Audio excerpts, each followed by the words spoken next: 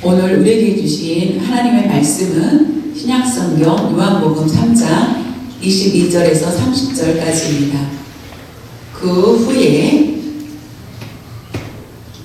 예수께서 제자들과 유대 땅으로 가서 거기 함께 유하시며 세례를 베푸시더라. 요한도 살렘 가까운 에논에서 세례를 베푸니 거기 물이 많음이라. 그러므로 사람들이 와서 세례를 받더라.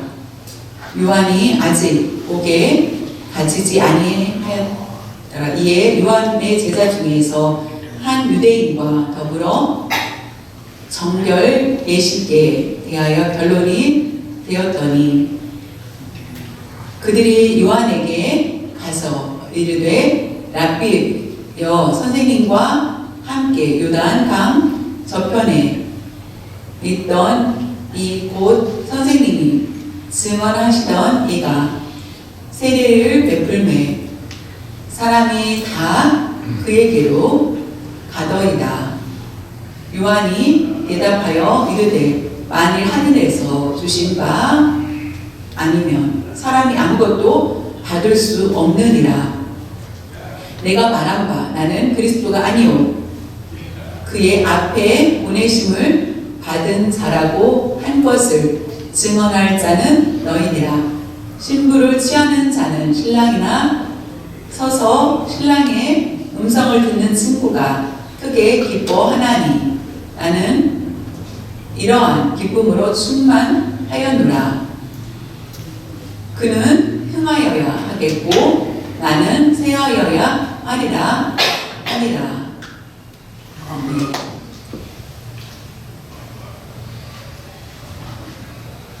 사람마다 중심에 서고 싶어 하는 것이 특징입니다. 세상에 살면서 내가 중심이 되고자 하는 그런 마음들이 많이 있죠. 다른 사람이 나를 좋게 평가하고 인정받기를 원하는 것이 우리들의 모습입니다. 칭찬을 듣길 원하고 그 칭찬을 들었을 때 기분이 좋고 하는 것이 우리 모두의 모습이 아닐까요? 칭찬을 듣길 원하면 결국 사람과의 비교의식이 시작됩니다. 나보다 더 낫다? 라고 생각하면 내가 중심이 되어야 되는데 나의 중심을 뺏어갔어? 라고 생각을 하면서 결국 시기를 하게 되고 나를 섬기지 않고 이 사람을 더 섬기네? 라고 하면서 감정적인 마음이 생겨서 결국 사람들에게 그 사람의 안 좋은 것들을 얘기하게 됩니다. 성경을 보았을 때 세상 중심인 사람은 합당하지 않고 우리가 세상에서 살 때에 우리의 중심이 내가 아니라 예수 그리스도 중심이 되어야 된다라고 우리에게 가르쳐주고 있습니다. 근데 그것을 무시하고 내가 드러나고 내가 중심이 되고자 하는 유혹에 우리는 너무나 쉽게 넘어지고 있다는 것입니다. 예수님을 높이고 해야 되는데 내가 칭찬을 받는 것이 아니라 예수님을 칭찬하고 예수님을 높여야 되는데 그런 마음들을 우리가 강하게 가질 수 있어야만 되겠습니다. 내 중심의 삶이 아니라 예수 그리스도의 중심의 삶이 되어야 된다는 것입니다. 우리가 세상에서 내가 이와 같이 드러나는 일들이 있지 않기를 오늘 말씀에서 우리에게 가르쳐주고 있습니다. 예수 그리스도의 중심이 되어서 예수님을 따르는 우리가 되었을 때 나는 원래 나 중심적으로 살았던 내가 오늘 말씀을 통하여서 오늘 세례 요한을 통하여서 내가 아니라 바로 예수님이시라는 것을 함께 우리에게 소개해 주고 있습니다. 여러분이 내 중심으로 살고 싶을 때가 언제입니까? 내가 나에게 유익이 있을 때, 그렇지 않습니까? 예수님을 따랐을 때는 나에게 어떤 유익이 있는지, 내 중심으로 살았을 때는 나에게 어떤 유익이 있는지 여러분 생각해 보십시오. 우리가 하나님이 우리에게 말씀해 주셨습니다. 그렇다면 우리는 예수 그리스도의 말씀을 따르는 훈련을 늘 하면서 예수님을 따르는 그런 삶을 살아야만 하겠습니다. 요한의 제자들이 요한에게 얘기합니다. 요한의 제자들이 요한에게 얘기하는 것을 우리에게 말씀해 주고 있습니다. 우리가 세례 요한에 대해서 너무나 잘 알죠. 세례 요한은 그때 당시 때에 인기가 너무나 많았습니다. 예루살렘뿐만 아니라 유대 지역에, 그리고 유대와 그 위에 갈릴리, 중간 사마리아,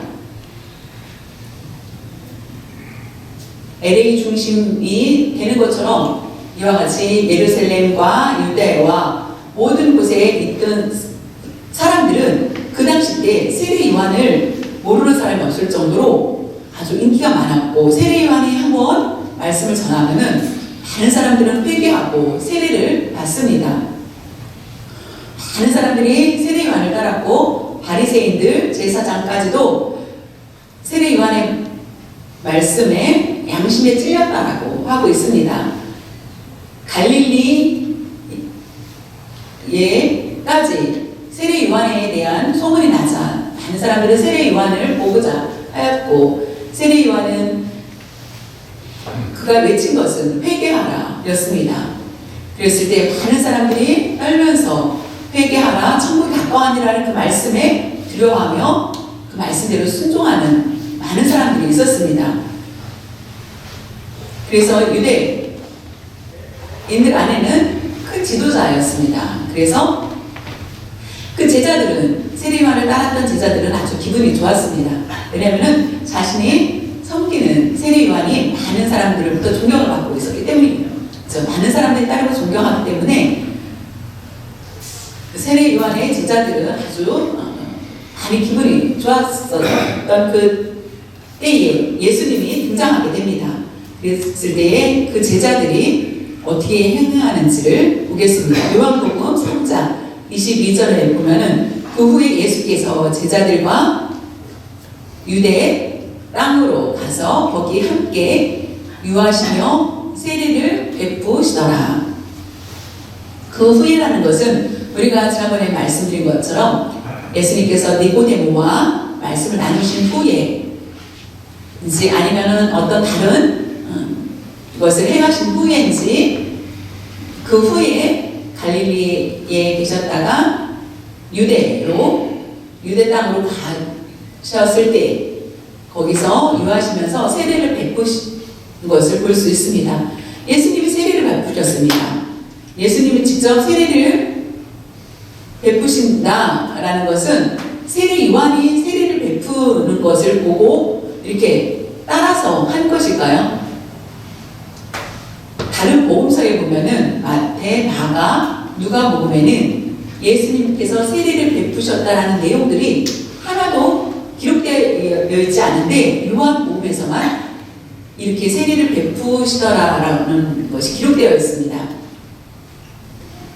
그 사장을 먼저 보겠습니다. 사장에 보면은, 요한복음 4장 2절에 보면은 예수께서 친히 세례를 베푸신 것이 아니요 제자들이 베푼 것이다 라고 얘기하시는 거 보면은 예수님의 제자들이 세례를 베풀었다라는 것을 볼 수 있습니다. 예수님께서 능력이 없으셔서 그 제자들에게 세례를 베풀라고 하신 것이 아니라는 것입니다. 예수님의 권위를 가지고 제자들에게 세례를 베풀 수 있는 권위를 주셨다는 것이지 않을까라고 봅니다. 예수님이 직접 세례를 베푸신 것이 아니라, 그런데 이렇게 말씀은 나오겠지만은 예수님도 세례를 베푸지 않았을까라고 얘기하지 않으셨을까요? 세례 요한은 이렇게 얘기합니다. 나는 물로 세례를 주지만은 내 뒤에 오실 분은 성령으로 세례를 베푸신다 라고 말씀하신 걸 보면은 예수님께서는 물로 직접 세례를 베풀지 않으셨지만은 제자들이 세례를 베푸는 것을 보았을 때 예수님도 미리 그 전에 세례를 베푸시지 않았을까라는 추측을 해볼 수 있습니다.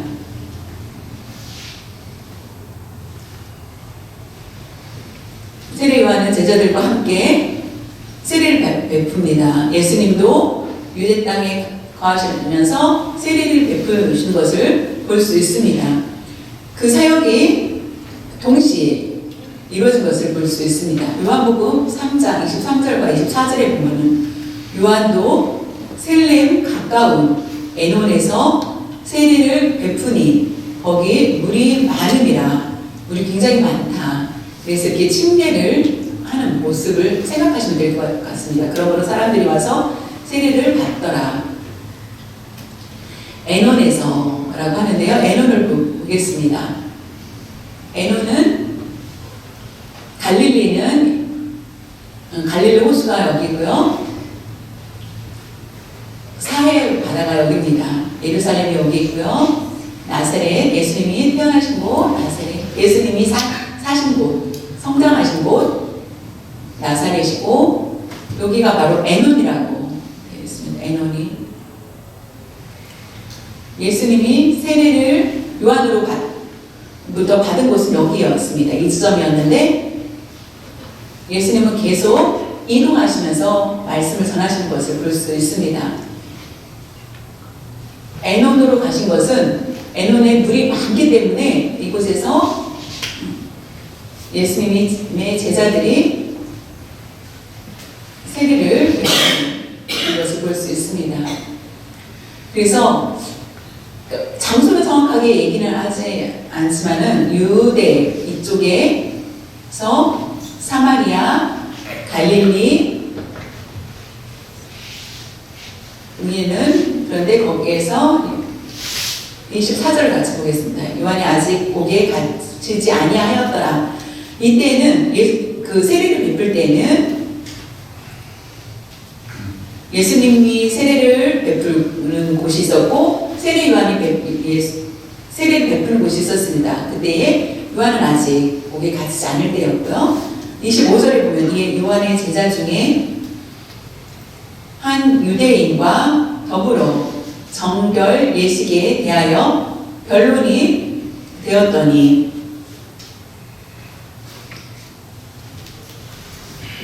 세례 요한의 제자들은 다른 곳에 보면은 세례 요한의 제자들은 유대인과 함께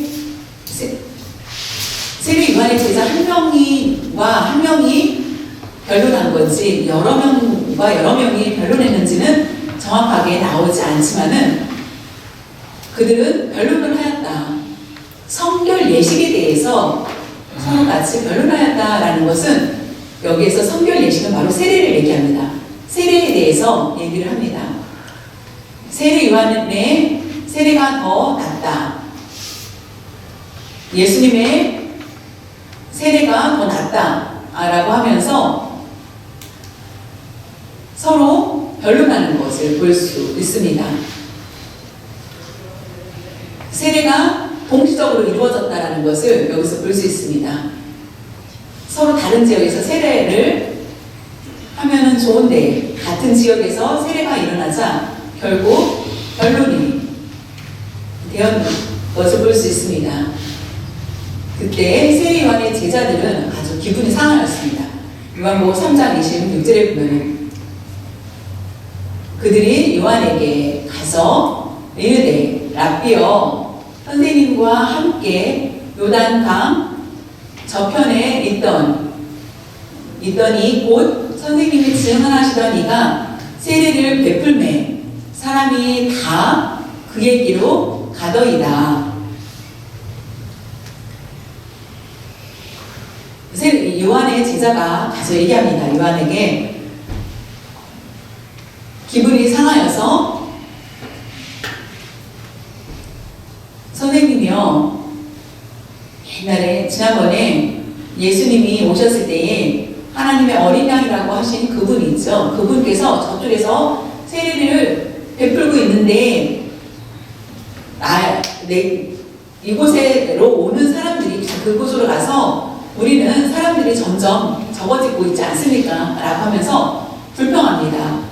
세례를 베푸는 일은 우리가 먼저 했는데 왜 저쪽에 예수님을 께로 많은 사람들이 가고 있는지 모르겠습니다. 라고 하는 것입니다. 예를 들면은 빵가게를 차렸습니다. 그러니까 얼마 후에 그 옆에 보니까 공사를 하고 있어요. 나중에 보니까 그 집도 빵을 만드는 가게를 만들고 있었습니다. 근데 오픈을 하자 우리 집에 왔던 손님들이 새로운 가게로 다 가자 나의 가게는 점점 이익을 남기지 못하게 되어서 불평을 하게 됩니다. 그런 것처럼 요한의 제자들은 자신들을 따랐던 많은 사람들이 예수님께 따르자 시기하여서 이와 같이 요한에게 얘기합니다. 이것은 결국 시기라는 것은 비교의식입니다. 나의 중심으로 생각을 하였기 때문에 결국 이와 같은 불평이 나오게 되는 것을 볼 수 있습니다. 내가 섰던 곳이 더 나아야 되는데 새로운 사람에게 더 많은 사람들이 몰리자 결국 시기가 일어나는 것을 볼 수 있습니다. 그것은 결국 비교의식이고 결국 코가 높다, 콧대가 높다, 교만하다라고 말할 수 있습니다. 내가 먼저 세웠는데 이와 같이 네가 나중에 이렇게 세워서 우리의 이익을 적게 하느냐라고 생각하는 것입니다. 이것이 바로 우리의 중심대로 살아갈 때에 그런 모습들이 있습니다. 나 중심적인 모습을 우리는 내려놓는 훈련이 필요합니다. 하나님을 섬기고 나아갔을 때에 오히려 다른 사람을 더 잘할 수 있도록 응원하고 지지하는 것, 이것이 바로 우리가 돼야 되는데 오히려 더 내리기를 원하고 낮추기를 원하고 하는 것은 올바른 모습이 아니라는 것입니다. 요한의 제자들의 모습이 그런 모습이라는 것입니다. 세례를 베푸는 것은 세례 요한이 먼저 시작한 것인데, 그리고 세례 요한은 6개월 먼저 태어나서 형이고 예수님은 더 늦게 태어났는데 이와 같이 그들에게는 제자들에게는 요한의 제자들에게는 불평이 생길 수밖에 없습니다. 그런데 세례 요한의 마음은 어땠을까 궁금하지 않습니까? 그 얘기를 하였을 때에 세례 요한은 어떻게 반응하였는지를 보겠습니다. 요한복음 3장 27절에 요한이 대답하여 이르되 만일 하늘에서 주신 바 아니면 사람이 아무것도 받을 수 없느니라. 대단하지 않습니까? 요한의 대답을 보았을 때 얼마나 좋은 말씀을 했는지를 볼 수 있습니다. 세례 요한은 예수 그리스도의 중심적인 대답을 하였다는 것입니다. 예수님을 따르고자 하는 마음을 볼 수 있습니다. 만일 하늘에서 주신 바 아니면, 하늘에서 주신 것이 아니라면, 하나님께서 맡겨주시 않는다면 내가 하는 이 일도 나는 할 수 없다라는 고백입니다. 세례 요한은 요단강에서 세례를 베풀지만 이 모든 것이 하나님이 나에게 맡겨주신 것이고 나는 그 사명을 받아 순종하는 자일 뿐이다라는 것을 고백하는 것입니다. 나는 하나님께서 주신 그 사명을 다하는 것일 뿐이다 라는 고백합니다. 목사도 있고 장로도 있고 권사도 있고 안수집사도 있고 집사도 있고 모든 분들이 함께 이곳 교회에 나왔습니다. 그리고 여러분이 맡겨진 일들을 열심히 합니다. 이것은 하나님께서 주신 일이죠. 우리가 하나님께서 주신 사명이 아니라면은 우리는 쉽게 교회에 나올지도 못하고 교제하기도 힘들 것입니다. 왜냐하면은 모두가 차별하지 않고 우리는 하나고 라는 것을 하나님이 우리에게 명령하신 것이고 하나님 우리에게 주신 것이기 때문입니다. 하늘에서 주셨기 때문에 라고 고백한 것은 세례 요한은 예수님은 하나님의 어린 양이라고 고백할 정도로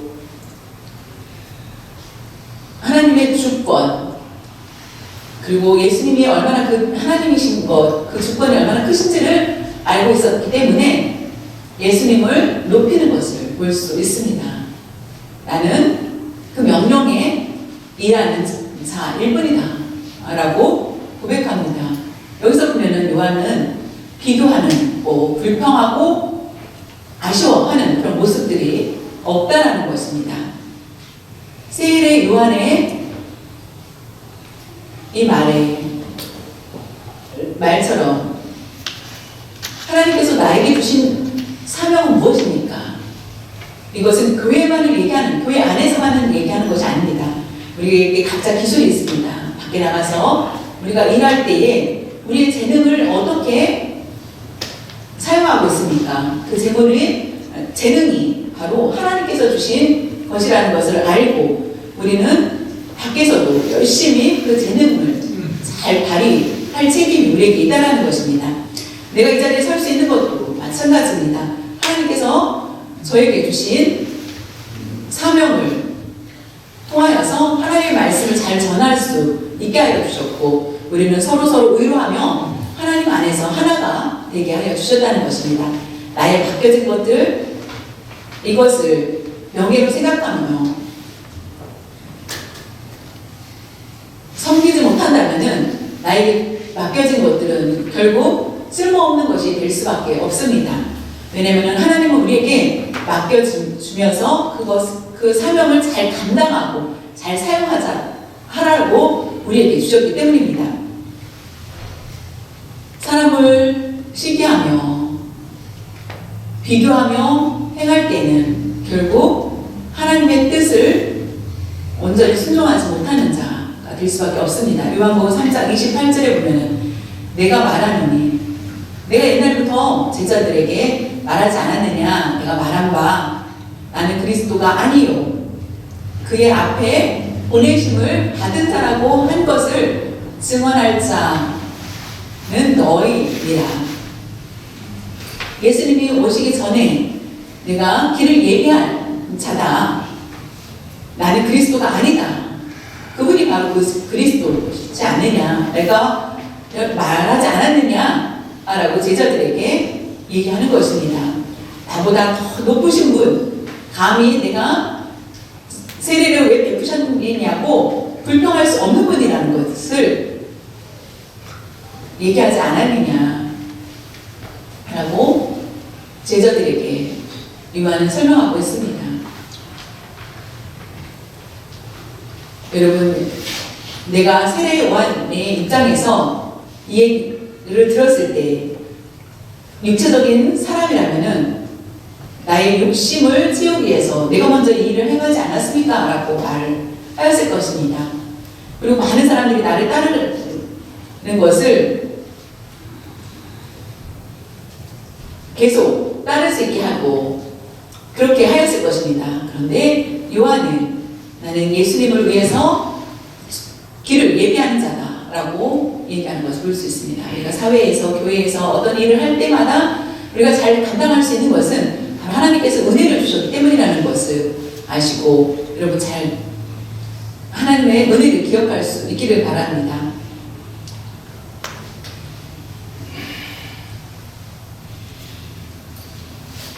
하나님께 영광을 드리기를 원한다면 나의 유익이 아니라, 나의 유익은 결국 사망에 이를 수밖에 없는 일이고 죄 가운데 넘어질 수밖에 없습니다. 힘들고 어렵고 고통스럽고 할지라도 하나님께 영광을 돌리며 예수 그리스도의 중심으로 살고자 노력할 때 우리는 실패한 모습 같지만 결국 하나님께서는 영광스럽게 우리를 인정해 주신다는 것입니다. 그것이 우리에게 있어야 된다는 것입니다. 로마서 12장 3절에 보면은 말씀을 잘 볼 수 있기를 바랍니다. 내게 주신 은혜로 말미암아 너희 각 사람에게 말하노니 마땅히 생각할 그 이상의 생각을 품지 말고 오직 하나님께서 각 사람에게 나누어 주신 믿음의 분량대로 지혜롭게 생각하라.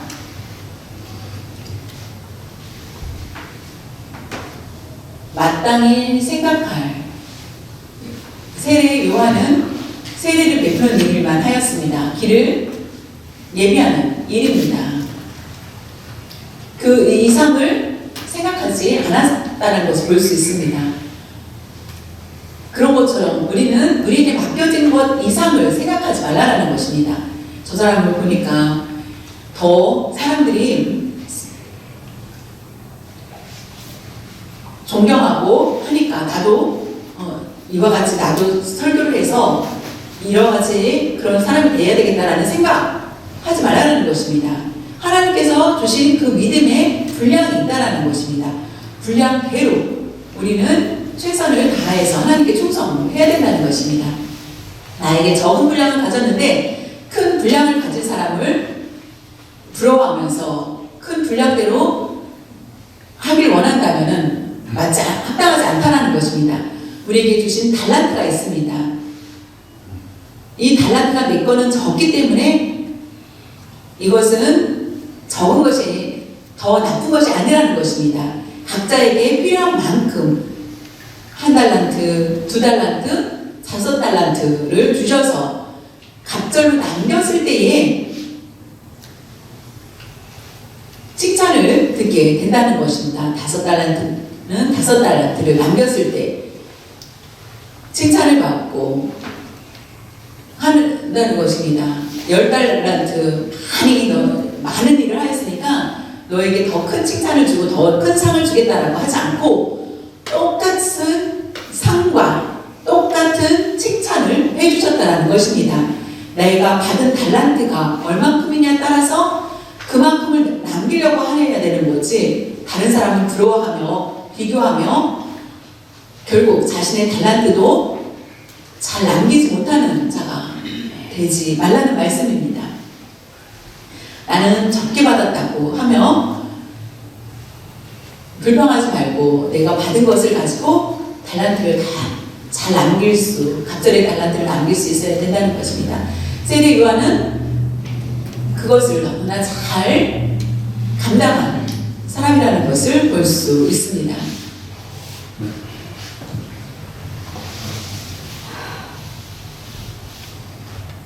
요한은 어렸을 때부터 신학 공부를 한 것과 같습니다. 예수님은 공부도 안 하고 목수 일을 하였습니다.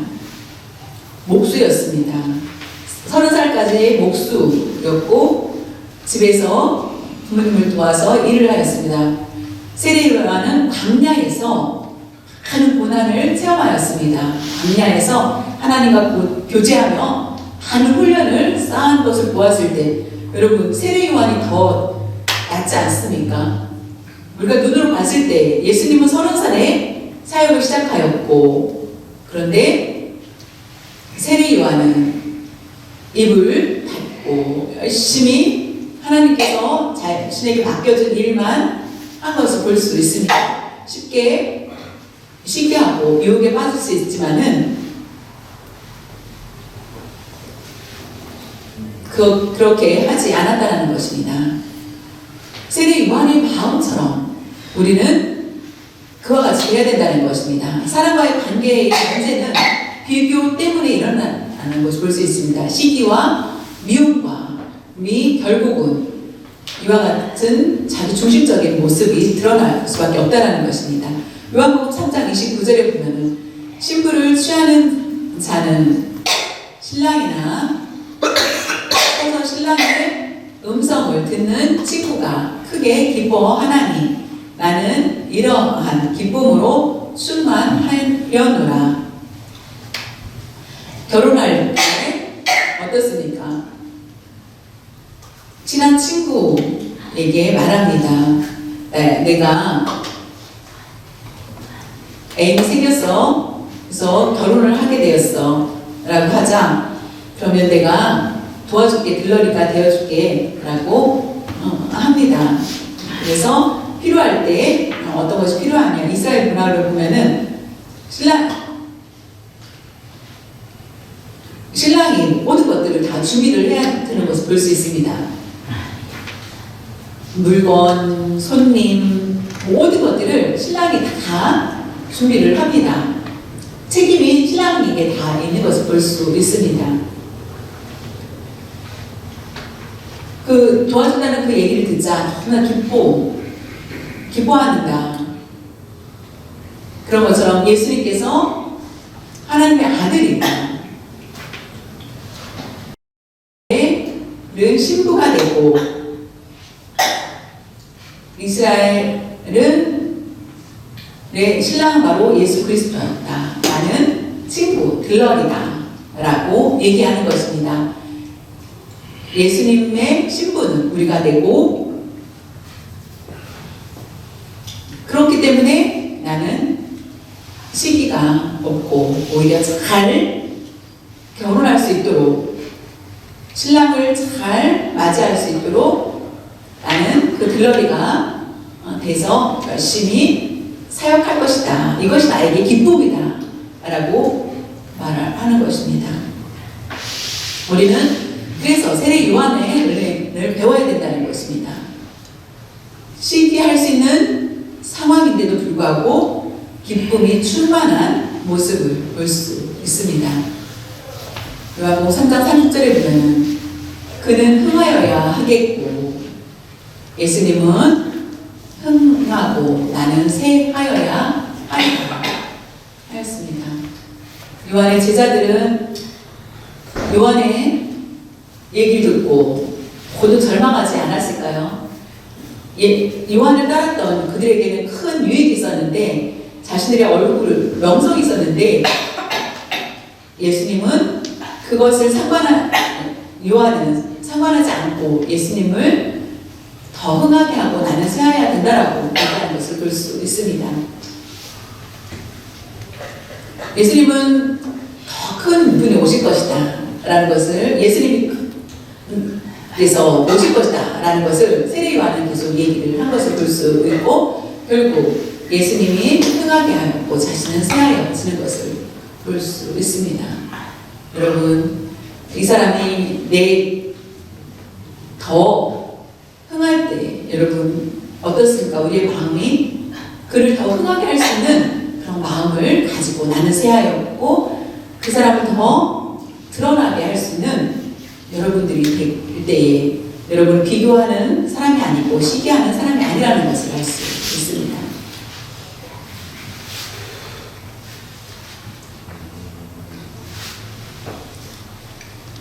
교회는 두 가지 색깔의 모습이 있습니다. 예수 그리스도의 이름을 빌려서 자신을 드러내는 사람이 있다라는 것입니다. 예수 그리스도의 이름을 드러내서 부자가 되고 성공하고자 하는 것, 예수님을 이용하는 거죠. 그런 부류가 있고 한 부류는 예수님의 이름을 빌리지 못하고 예수님이 드러내고 나는 그 뒤에서 있겠다라고 하는 부류가 있다라는 것입니다. 그러면은 예수님 뒤에 있는 사람들은 아주 너무나 초라한 모습이 될 수밖에 없습니다. 그리고 자신을 드러내고자 하는 사람은 굉장히 흥해 보입니다. 그런데 예수님을 빌렸던 사람은 예수님을 이용한 그 사람들은 결국 많은 것들을 착취할 수 있습니다. 명예도 돈도 많은 것들을 가질 수 있습니다. 그런데 세례 요한처럼 예수 그리스도를 철저히 높이고 철저히 예수 그리스도를 앞세우고 뒤에 나아갔을 때에 오히려 자신을 쇠하는 그런 모습이 우리의 모습이 되어야 된다는 것입니다. 예수님은 흥하고 내가 쇠하는 것은 어떤 것을 얘기합니까? 헌신을 얘기합니다. 헌신. 예수님을 위해서 내가 내 몸을 드리는 것. 헌신을 하지 않는 자는 결국 내가 드러나고 내가 높아지려고 하는 그런 모습이라는 것입니다. 내가 죽고 예수로 사는 것. 이것이 바로 우리의 모습이 되어야 된다는 것입니다.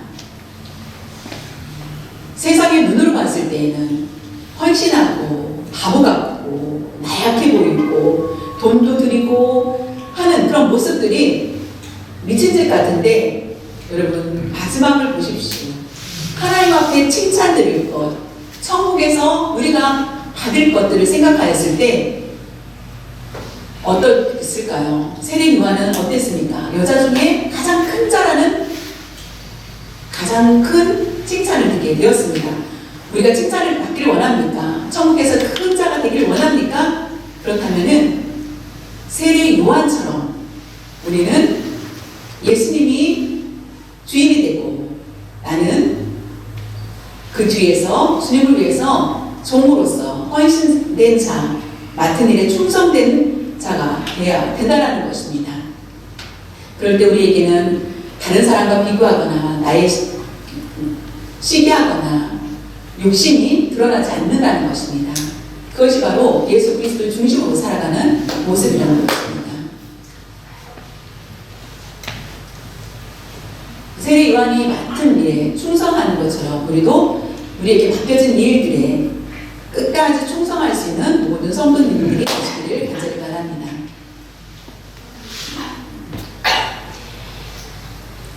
하나님 아버지, 진심으로 참으로 감사드립니다. 오늘 말씀을 통하여서 세례 요한을 보았을 때 그 일생을 보면서 우리에게 많은 은혜를 주셨습니다. 우리의 사람의 욕심과 탐심, 경쟁, 유혹, 이런 것들, 그런 유혹에 많이 쉽게 빠질 때가 너무나 많습니다. 요한을 생각하였을 때 내가 얼마나 부끄러운지를 깨닫게 되었습니다. 예수 그리스도의 중심으로 살아갈 수 있도록 저희들을 다시 한번 일깨워 주시옵소서. 어디를 가든지 내가 어디에 속해 있는지, 나의 가정이 어디에 속해 있는지 우리는 예수 그리스도의 중심으로 살아갈 수 있는 저희들 될 수 있도록 성령님께서 저희들을 붙들어 주시옵소서. 예수님을 위해서 나의 몸을 아낌없이 헌신할 수 있는 저희들 될 수 있도록 도와주시옵소서. 예수님을 앞세우고 나는 뒤에서 예수님의 길을 따르며 나아갈 수 있는 저희를 될 수 있도록 도와주시옵소서. 감사드리며 주 예수님의 이름으로 기도드려 싸움나이다.